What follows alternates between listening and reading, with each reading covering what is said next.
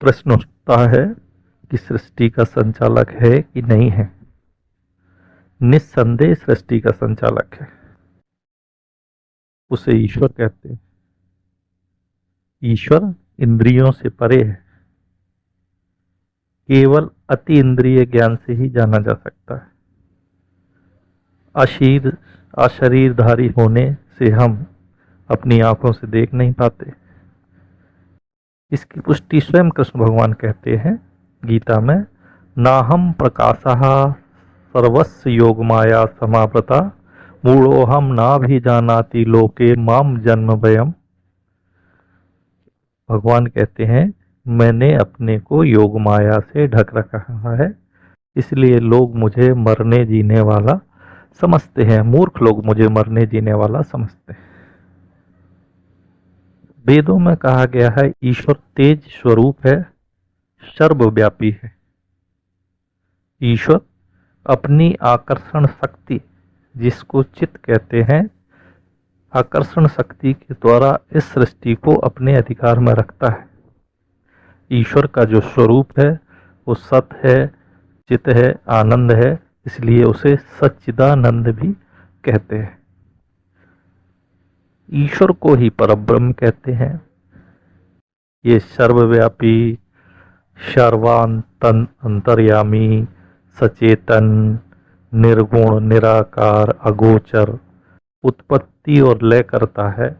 ये अणु रेणु परमाणु में प्राप्त सत्ता का संचालन और खुद स्थिर रहने वाला सृष्टि का मालिक है, जो ईश्वर है। इसी को हम परब्रह्म कहते हैं। इसका स्वरूप कैसा है? तो अभी अपन ने बताया, इसका स्वरूप सच्चिदानंद है। फिर भी लोग कहते हैं कैसा है, कैसा दिखेगा? तो उसके लिए कहा है कि जो परमात्मा है, चंद्र सूर्य कोटि समप्रभा, कि यदि कोटि कोटि चंद्र सूर्य एकत्रित हो जाए तो भी प्रकाश नहीं हो सकता।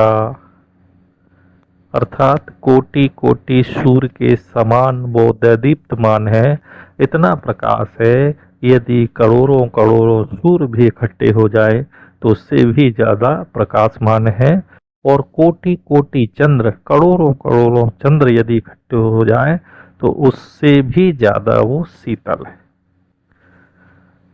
तो ईश्वर और सृष्टि के बारे में, या ईश्वर और परब्रह्म की उत्पत्ति का जो इतिहास है वो बड़ा ही मनोरंजक है।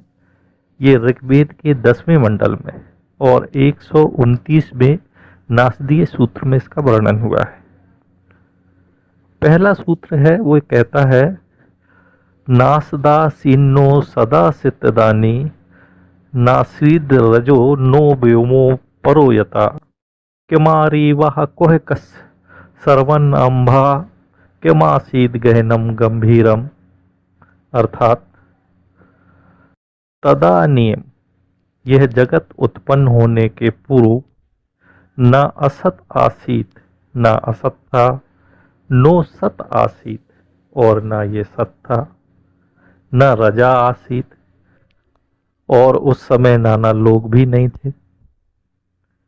नो व्योम, न यहाँ परम आकाश था।